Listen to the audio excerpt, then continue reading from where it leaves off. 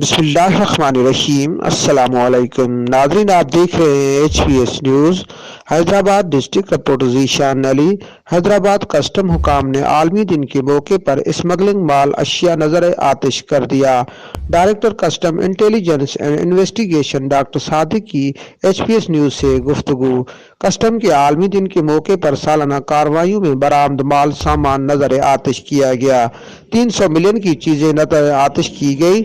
छालिया, गुटखा और दीगर पाबंदीशुदा smuggle items नजर आतिश किए गए।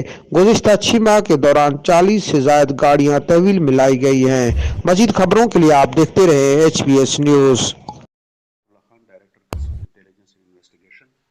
कस्टम इंटरनेशनल कस्टम्स डे के हवाले से आज हमने जिन गुड्स को डिस्ट्रॉय किया था उसमें betel nuts 117 metric ton betel nuts थी और इसमें इंडियन गुटखा था और इसके अंदर सिगरेट्स थी जिनको हमने आज डिस्ट्रॉय किया था। तो टोटल जो मालियत थी वो गुड्स की वो 300 मिलियन रुपीस की थी।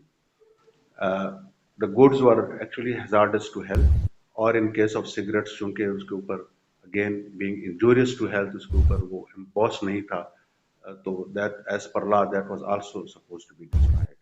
So the goods were destroyed as per procedure. Uh, जिसमें actually there is a message in that uh, for the masses that to refrain from using of such goods, and the customs responsibility that all such goods which are actually hazardous to health have to be confiscated and they have to be destroyed in a certain manner. Uh, as for our performance is concerned,